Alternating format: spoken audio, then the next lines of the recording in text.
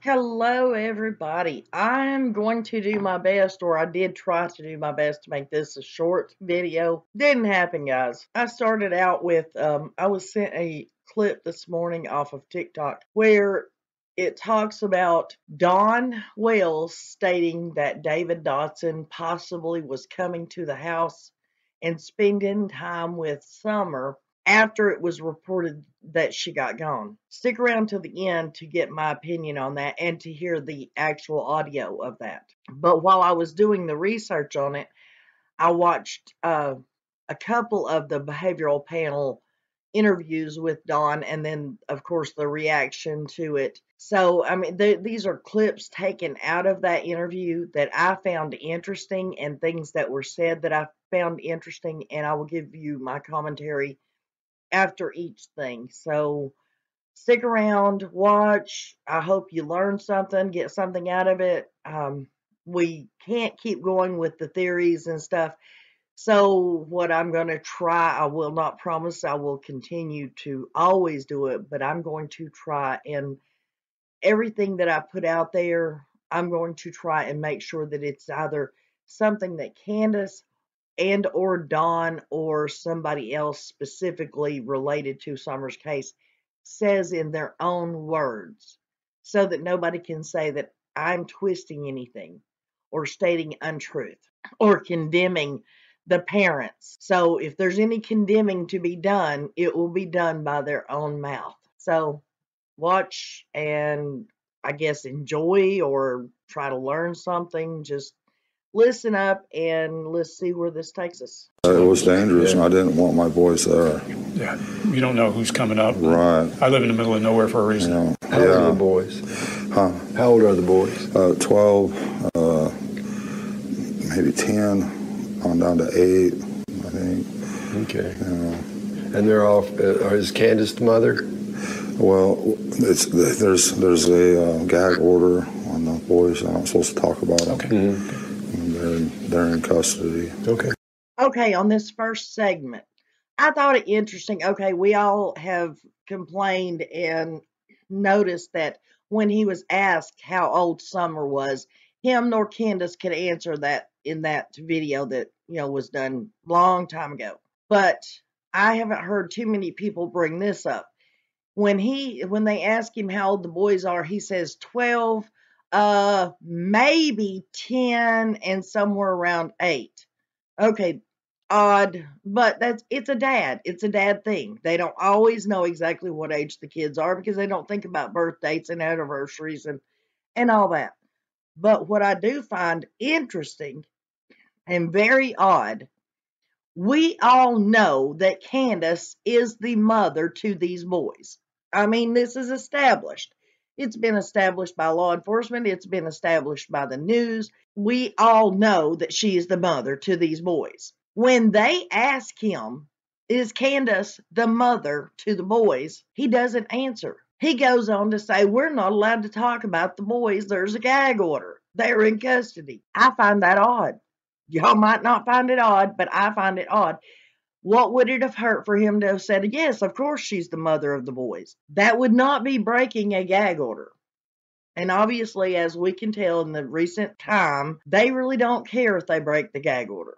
So I just wanted to point that out. I thought that was very odd. From when I first got home, and then I'm talking to the cops up there, and then, another 20, 30 minutes, and everything just starts getting bottlenecked. You can't even leave there. When did you see Candace after all? What was the first time you saw Candace after you got this news? Well, when I first pulled up there, she was freaking out, and yelling, screaming. Really kind of funny. I look back on that. I had her on Messenger the whole time. Never lost her. And people can say what they want, but Don is a master manipulator. And just listen to how he diverted this. I don't understand why he kept diverting them during the questioning. But they would ask, like, what was Candace doing when you got there? And he was talking about how she was freaking out. Then he changes and says, well, no, she wasn't really, screaming or carrying on. And then he diverts the conversation completely away from that question to the FaceTime thing. Listen up. That's really odd to me. Because in that area... What do you think caused that? That's a good question, because I don't know how I could have kept her on Messenger, because she got in her mother's truck, drove all around and asking people, because I watched her, and she was driving her mom's truck. I had her on Messenger. And she was driving all in the area, looking everywhere for her in her mother's truck, and I don't think I lost her the whole time, all the way. Okay, this is sort of a two-part one.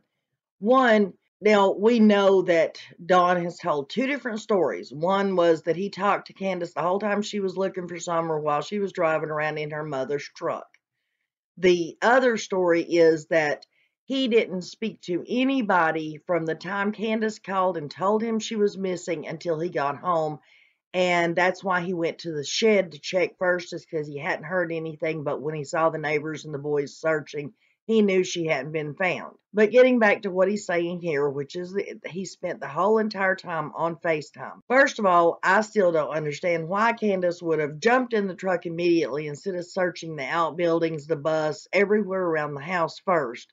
But it says she got in the truck, she drove up and down the holler, she drove down to the church. He watched her this entire time that she was doing this while she was looking for Summer. Now, can somebody please explain to me, if you're on FaceTime talking to your husband the entire time that you are in a vehicle on a public road driving what we would assume to be frantically looking for your child, how was she able to look for Summer doing all those things at the same time? I mean, you're on FaceTime with your husband.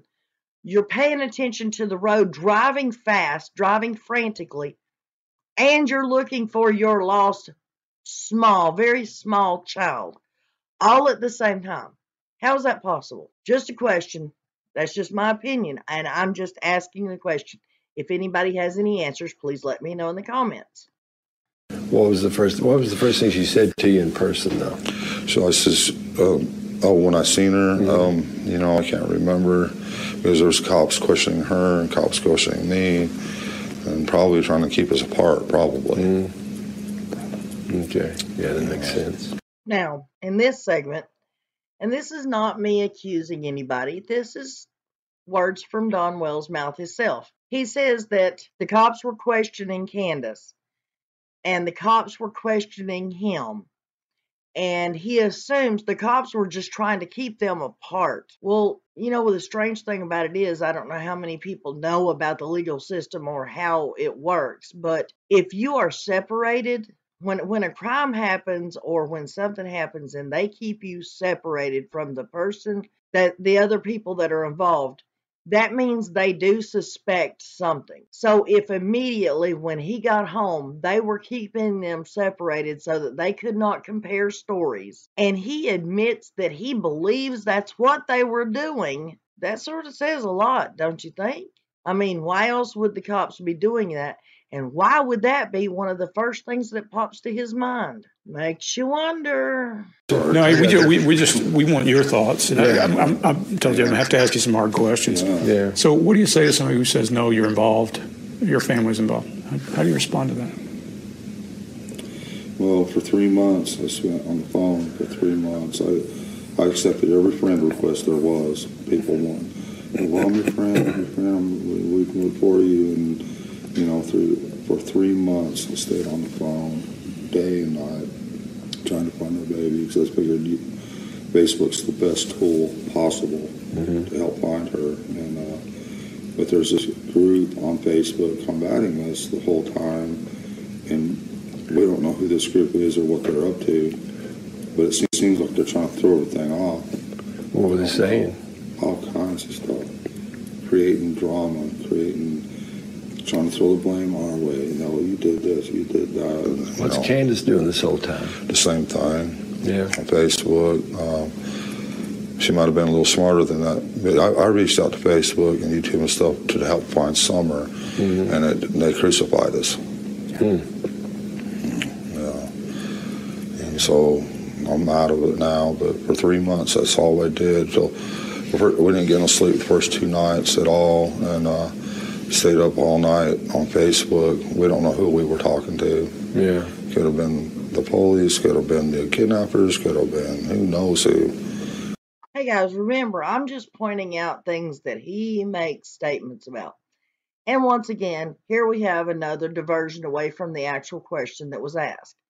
So you're telling me when somebody says, are you involved, or they think you're involved in your child's disappearance, and they say, well, what do you say to people who say that?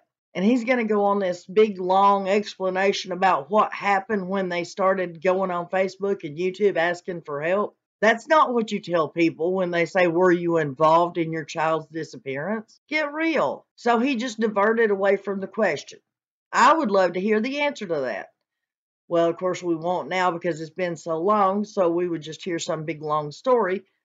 But just pointing out, another diversion when it's an important question. So I'm going some more hard questions for you. Did you have anything at all to do with your daughter's disappearance? Sir? Did you have anything to do with Summer's disappearance? No, sir. Do you have any idea where she might be? I wish to God I did. If I did, we'd go get her. I'd call TBI or whatever and say, look, I did this, I did that, I messed up. Can we please go get her now? I would have done that a long time. I would have done that day one. Okay, finally, they ask him directly, did you have anything to do with your child's disappearance? And he says, excuse me, did you have anything to do with your daughter's disappearance? No, flat out no. And then he goes on to discuss how if they had of, then he would have called TBI or went to TBI and told him, I've made this horrible mistake. And he would have done that the first day. But he has no clue where she's at. Don't know what happened. Okay. Do you have any No point in reason? lying. Do you have any reason to believe your wife knows anything?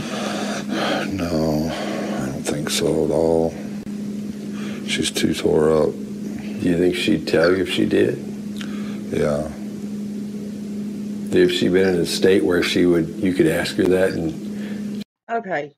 So you don't believe that Candace had anything to do with it, and the reason is because she's so tore up over it, in such a state. Just by chance, I'm not saying it's true, but just by chance, could her being in such a state and being so, whatever you want to call it, be because she did have something to do with it? Did that ever cross anybody's mind? She's so tore up and so upset because of guilt or knowledge, guilt of knowledge of knowing what may have happened to her child. But yet he says she absolutely didn't have anything to do with it because she's so tore up. She's so distraught. Sorry, I don't, that's not a sign of innocence to me. she may not remember if you were. I've asked her many times, what about this? What about that? What about what? You know, like what about her mother? You know, and then this or that, and what about this person? Her mother's ex lover, some woman. We asked her that the other night, and she's already in an old folks home. Mm-hmm. You know, no, she loved her daughter. There's no way. There's no way. Yeah. Okay, you're so sure, Dawn, that Candace had nothing to do with this because she's so tore up and distraught over her child missing. But you have questioned her? You've asked her, what about this? What about that? Which means one of two things. Obviously, you either think she possibly could have been involved in what happened, or she has guilty knowledge of what happened.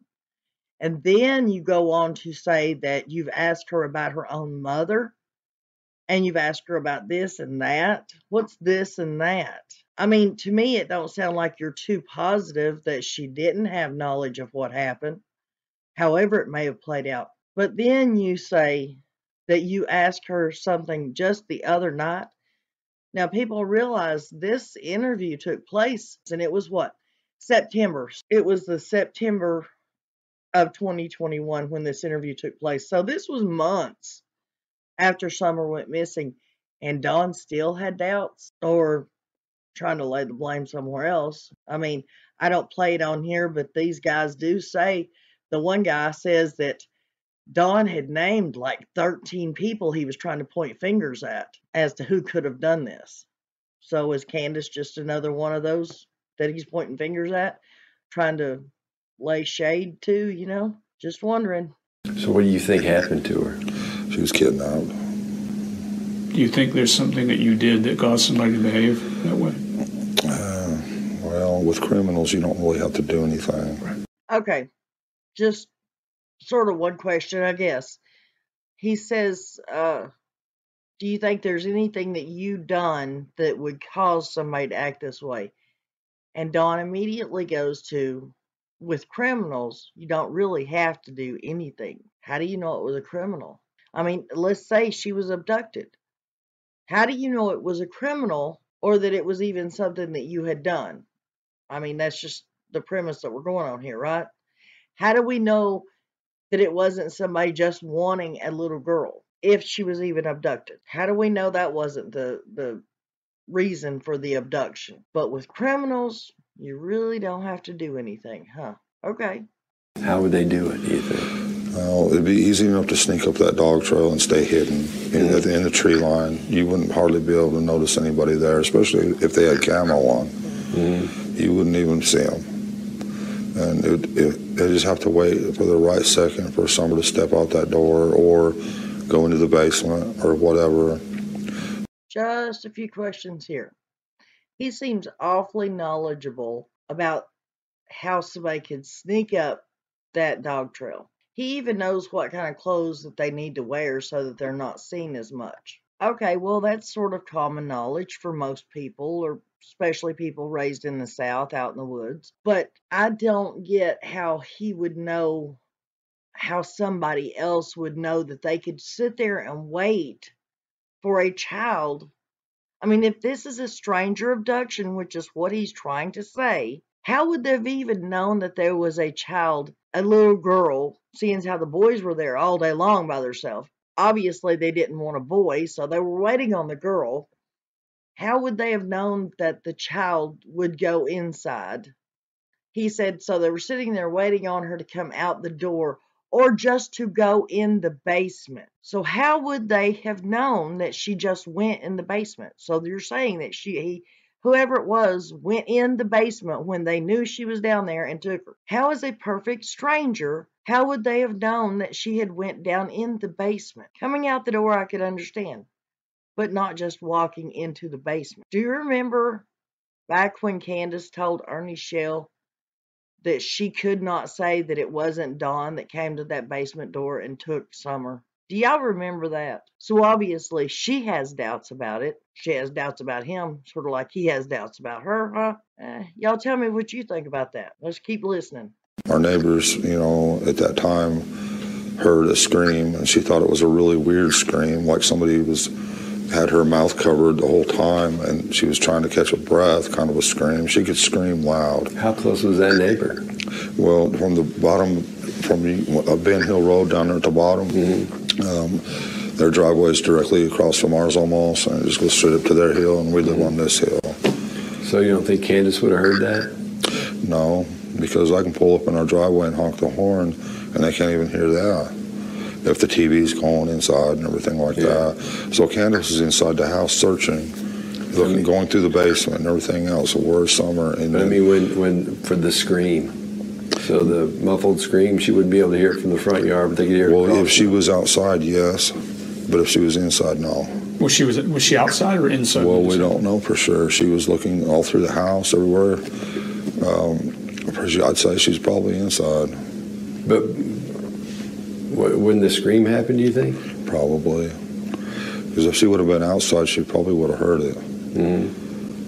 Yeah. So you're pretty sure that if she had been outside looking for Summer, like in the buildings or the bus or somewhere like that, she would have heard a scream if it happened. But because she didn't hear the scream, she had to have been inside the 10 minutes that she searched for Summer in the house? I mean, come on. She said herself, her words, guys, she went down the stairs yelling for Summer. She didn't answer. She started searching. She looked under the bed, under the covers. She looked around. She immediately went outside, got in the truck, and took off down the road. So, oh, wait a minute.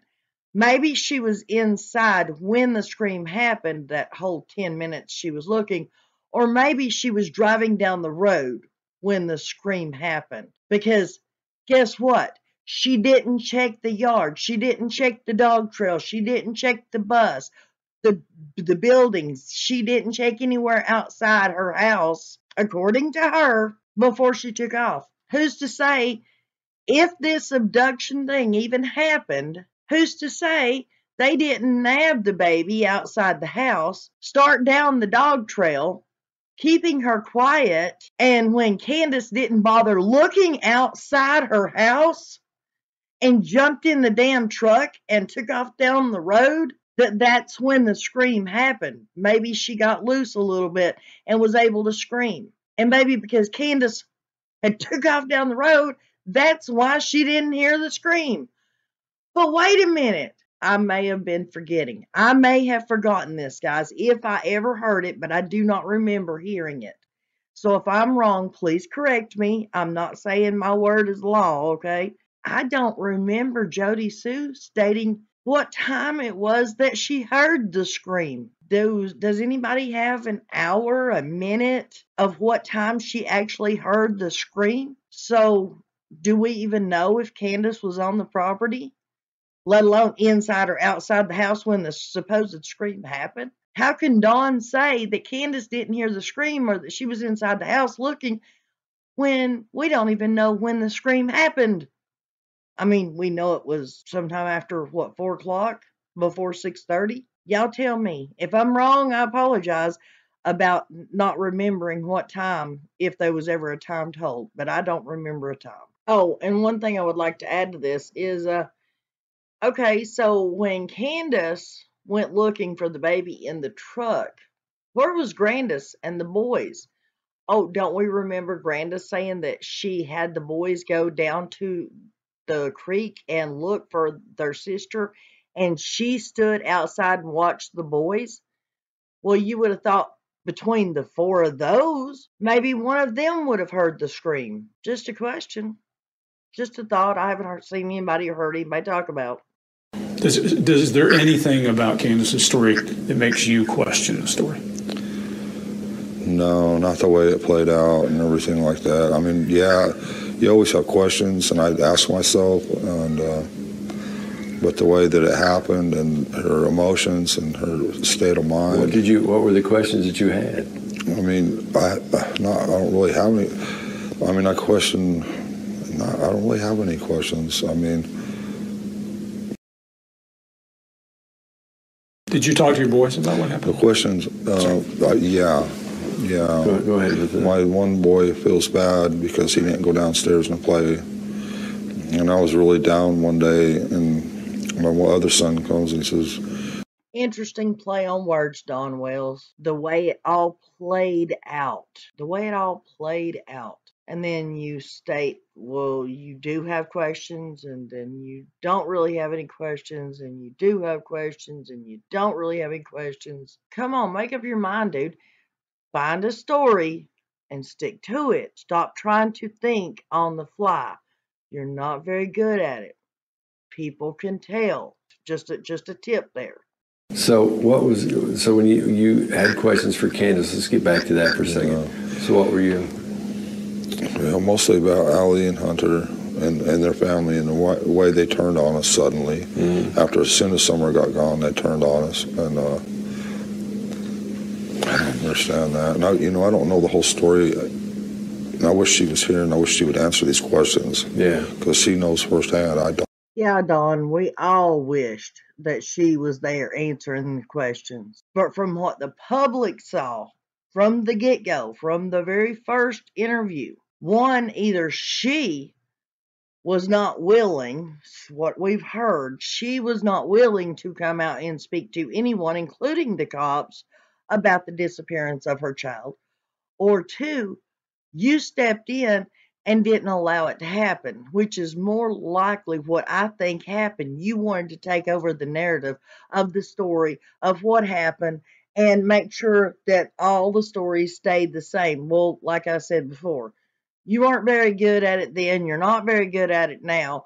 You probably should have allowed Candace to have done all the talking, because all the problems and all the skepticism and the theories and all that have came from you doing all the talking, Dawn.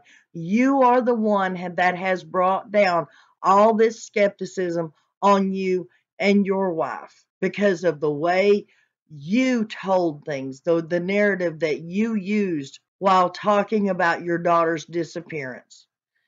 Starting out with, for one, taking your oldest child to the first interview with you. Who takes an innocent 12-year-old to a news conference about a missing child with a camera stuck in that oldest child's face like it was?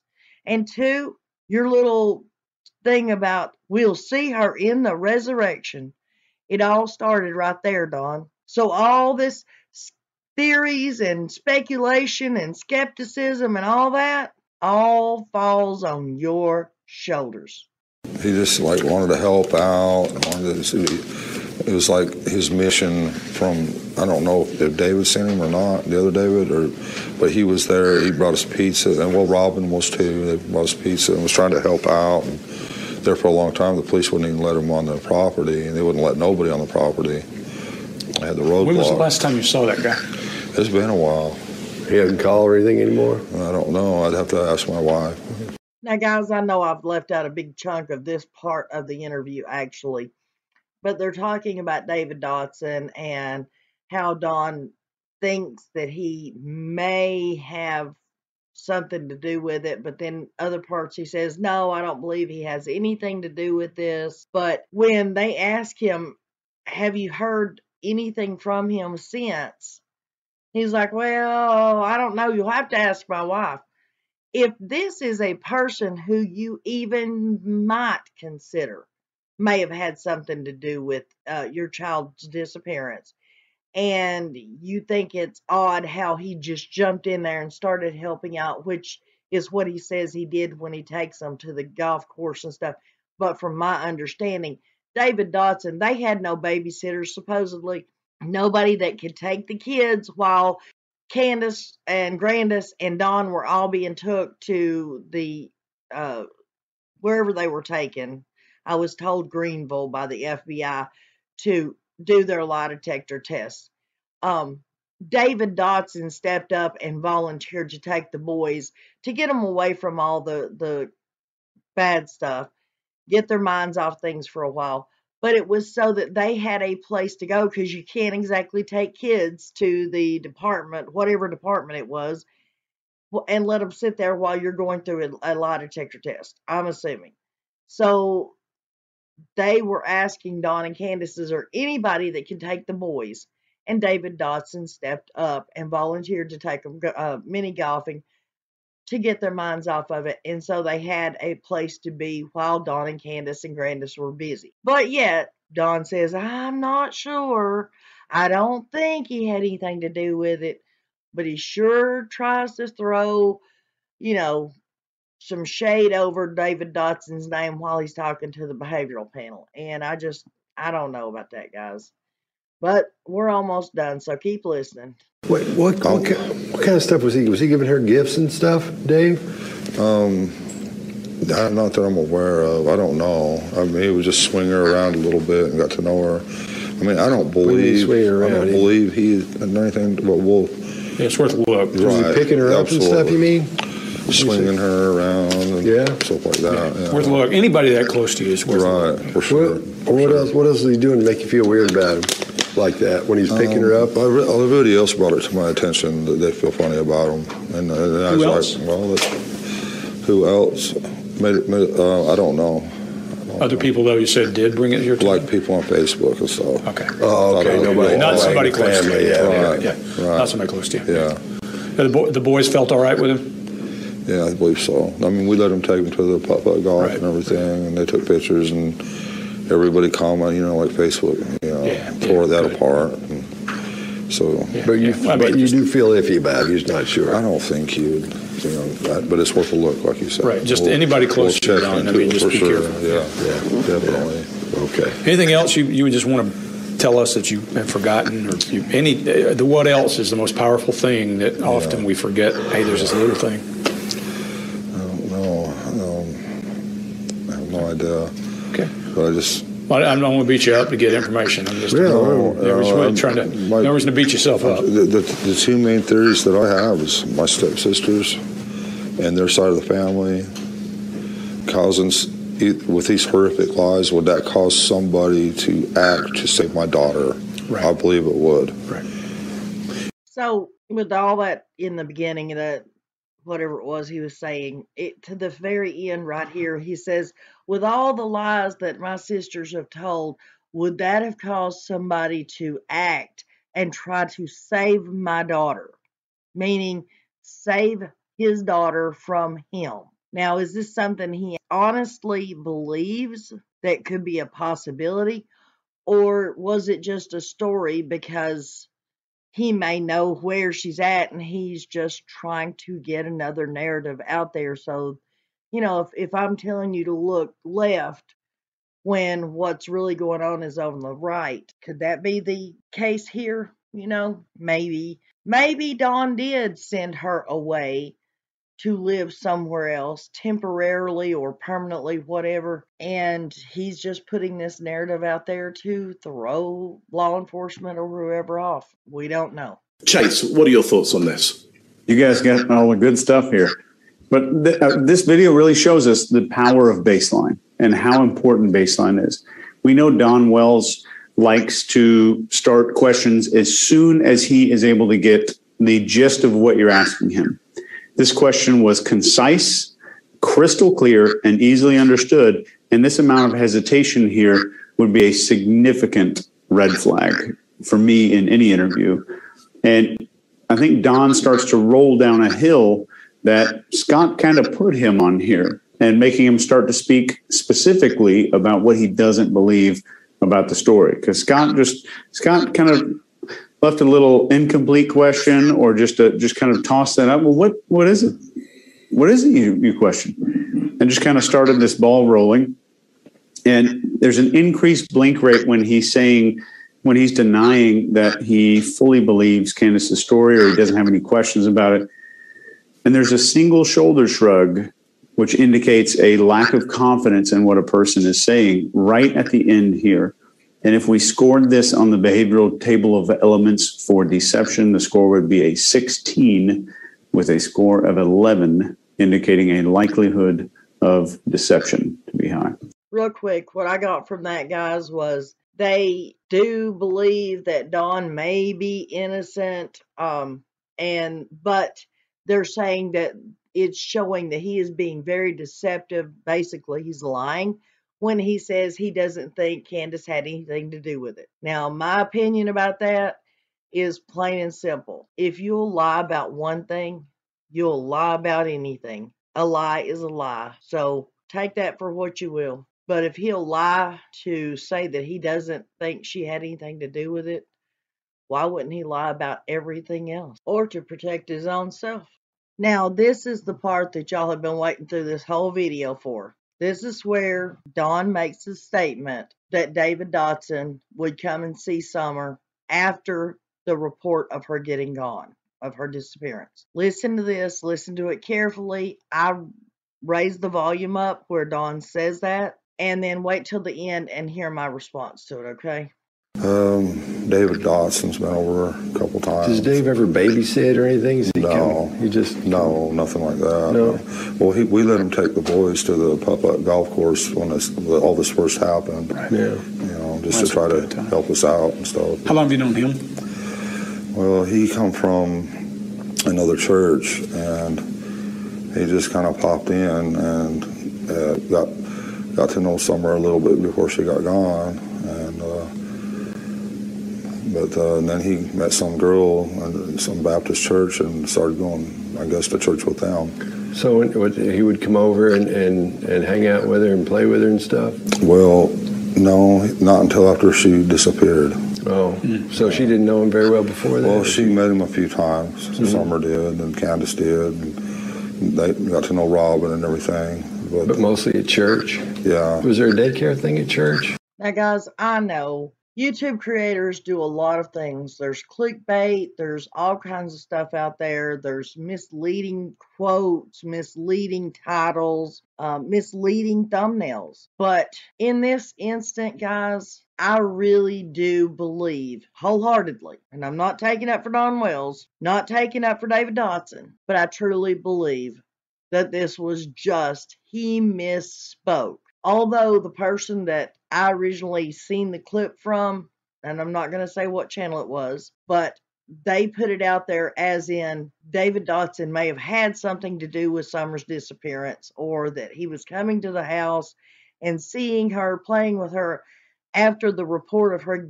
disappearing. I honestly believe Don Wells simply meant that David Dotson didn't start coming to their house until after Summer disappeared.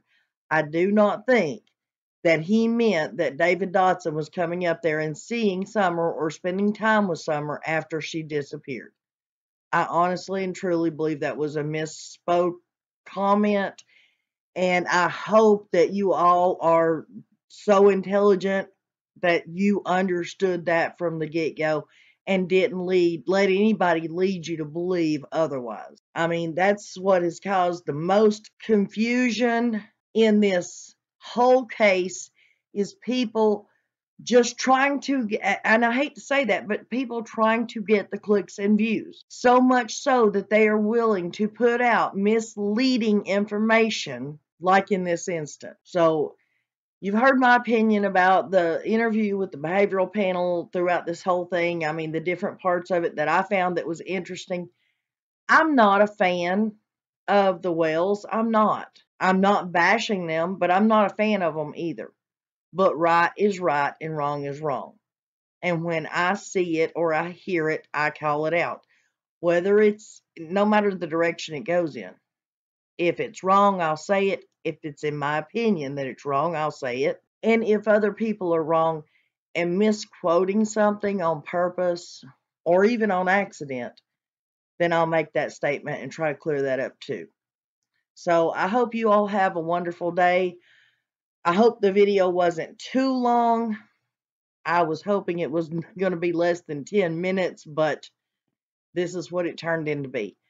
And I hope you enjoyed watching it. I hope you learned something from it. And don't forget to go hit the like, subscribe, share, comment, all that stuff, guys, that you're supposed to do. We're still climbing. We're still trying to get there to 10,000. And I need your help to do it, guys. The best way you can help, as always, is subscribe, like, dislike. It doesn't matter which. Leave comments. Watch the videos. And just enjoy what you're watching, or try to anyways. I'll see you guys on the next video, and have a wonderful day.